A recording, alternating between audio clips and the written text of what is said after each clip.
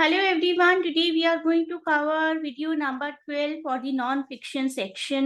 Non-fiction जो कि मैंने पहले ही आपको बताया कि बहुत ही इंपॉर्टेंट होता है और किसी भी तरीके से आप प्लीज इसको इग्नोर मत करिए।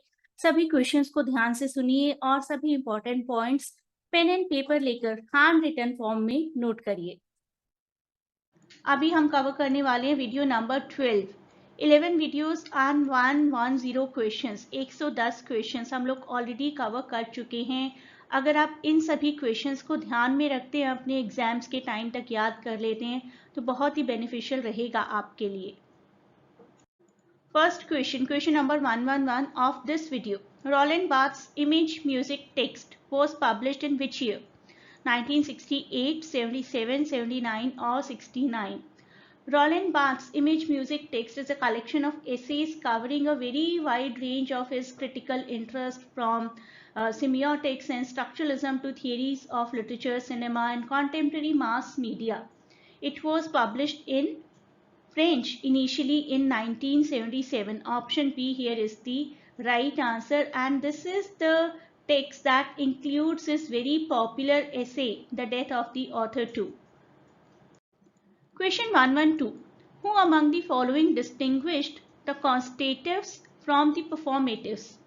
पहले इन टर्म्स को समझते हैं। कॉन्स्टेटिव्स कुछ ऐसे फैक्ट किसी भी लिटरेचर में जिनको हम कह सकते हैं कि या तो ये ट्रू है या ये फॉल्स है, लेकिन परफॉर्मेटिव्स ऐसे कुछ डिस्कशंस किसी भी टेक्स्ट में जो कि कुछ स्टिमुलेट करते हैं, कुछ करने के लिए स्टिमुलेट करते हैं, हमें कोई एक्शन मोमेंट करने के लिए हमें इवोक करते हैं। 1955 में ये ऐसे लिखा गया था बाय जॉन ऑस्टिन, जो कि काफी पॉपुलर ब्रिटिश फिलोसोफर है, philosopher of language. He propose the distinction between constative and performative language in the series of lectures. उस सीरीज का नाम था how to do things with words, how to do things with words, 1955.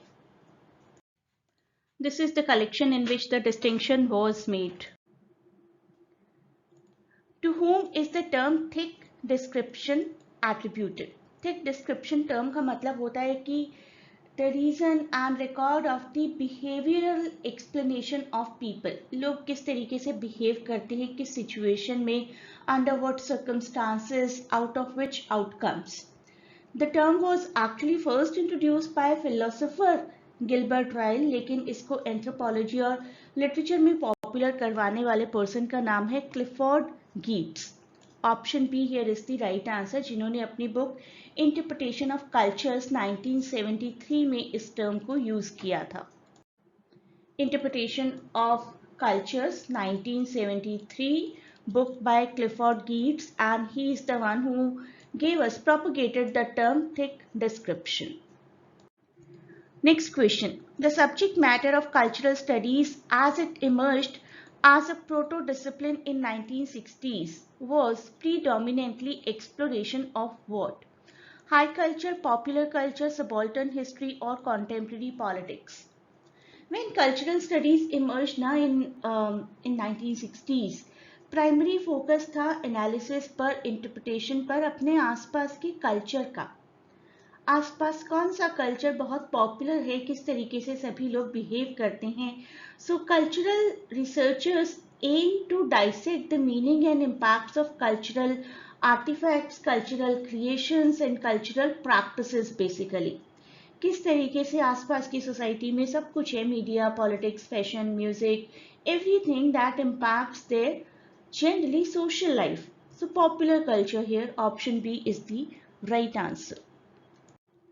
Next question. What does the abbreviated term CCCS stands for in the context of cultural studies? The correct answer is option C, Center for Contemporary Cultural Studies. The abbreviation CCCS. This is the meaning, and this is an influential, very popular research center based at the University of Birmingham. कहाँ पर located है, मे भी ये question आ जाए आपको next time.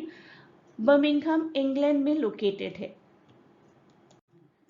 Next question. According to Stuart Hall, the concept of dash played a great role in cultural studies, seminal role in cultural studies. Stuart Hall, the founder founding figure of cultural studies, identified the concept of, yes, this is a little popular, hegemony. Hegemony का concept उन्होंने काफ़ी crucial पाया था, drawing on Antonio Gramsci's theories, और उन्होंने अपनी theories को जो इंस्पायर हुए थे जहाँ से, those were the Antonio Gramsci's theories, and Stuart Hall used hegemony to describe how power is maintained in societies, not just through any kind of force but also through the creation and propagation of dominant ideologies. आज हम लोग America को super power क्यों कहते हैं? एक तरीके की हेजेमनी ही है, इसलिए कहते हैं क्योंकि उन्होंने अपनी पावर को बहुत ज़्यादा प्रोपोगेट किया, क्रिएट तो किया, I am not denying the creation, लेकिन एक जो सबके सर पर एक फैक्ट हमेशा रहता है कि अगर कोई सुपर पावर है पूरी दुनिया में तो दैट इज अमेरिका. तो this is what we can call to be hegemony. Next question, the book Political Shakespeare Essays in Cultural Materialism was jointly added by which two people? The correct answer is Ellen Sinfield and Jonathan Dollimer. Political Shakespeare Essays in Cultural Materialism was jointly edited by these two people and was first published in 1985. Political Shakespeare, इस किताब में Shakespeare की political ideologies को mention किया गया और किस तरीके से कॉन्टेम्प्रेरी वर्ल्ड में भी वही आइडियोलॉजीज यूज की जा सकती हैं. Shakespeare is and always was political, that is the motto of this book.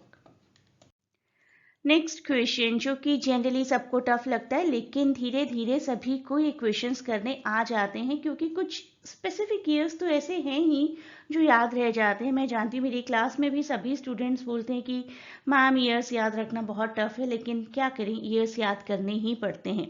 तो आपको यहाँ पर क्रोनोलॉजिकल ऑर्डर में अरेंज करना है. Matthew Arnold's Culture and Anarchy, Thomas Browne's The Anatomy of Melancholy, Thomas Hobbes' Leviathan, Walter Pater's Study in the History of Renaissance and P.B. Shelley's Defense of Poesy.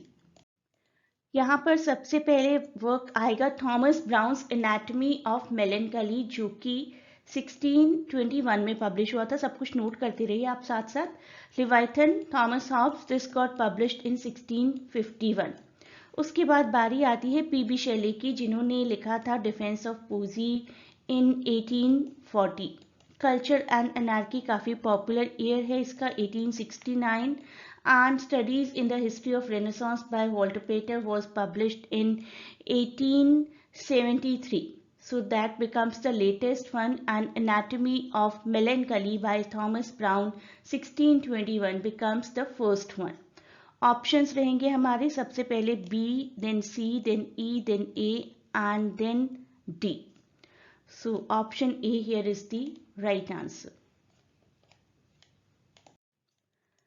मैं अपने सभी students को एक बात हमेशा कहती हूँ, चाहे वो मेरे यूट्यूब फॉलोअर्स हों, चाहे वो मेरे क्लास के स्टूडेंट्स हो, लाइव लेक्चर्स अटेंड करते हैं, पूरे कंसंट्रेशन के साथ सब कुछ सुनिए क्लास में, क्योंकि मेरे स्टूडेंट्स ही मुझे बताते हैं कि मैम जब हम एग्जाम में अपीयर होते हैं तो ऐसा लगता है कि साथ साथ आपका ऑडियो चल रहा है, आपकी आवाज़ आ रही है.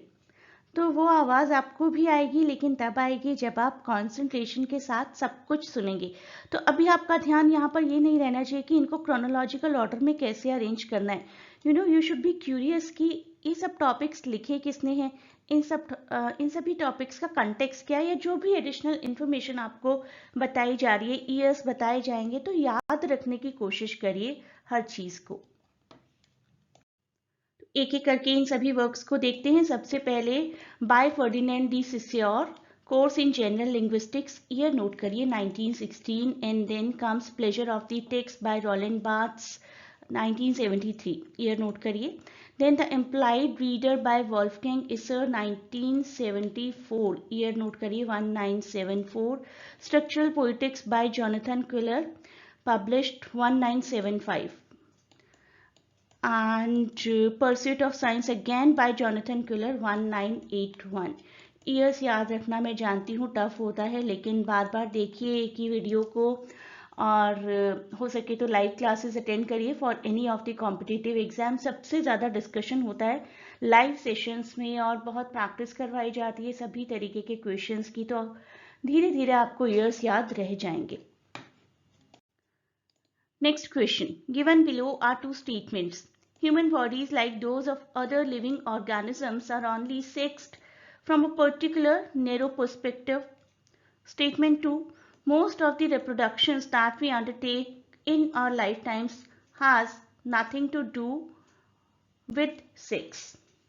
अब की पॉइंट्स देखिए, यहाँ पर हमें ये बताना है कि दोनों सही हैं, दोनों गलत हैं, कोई एक सही है। ऐसे ही ऑप्शंस हमेशा आते हैं आपको एग्जाम्स में, और इस तरीके के क्वेश्चंस को आपको बहुत कुछ सोच समझ कर करना पड़ता है कि किस तरीके से कैसे हमारी स्टेटमेंट्स दी गई हैं। दोनों स्टेटमेंट्स को एनालाइज करिए and try to make a comparison कि कौन सी स्टेटमेंट सही है, कौन सी गलत है, या फिर दोनों ही बिल्कुल ठीक लग रही हैं।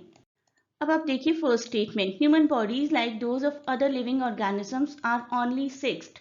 यहाँ पर हमारा मतलब है कि जेंडर किस तरीके से अलग अलग डिफाइन होता है, और वो बहुत ही एक नैरो पर्सपेक्टिव है। Only from the biological and some reproductive characteristics we make it out someone is male, female or the third gender, right?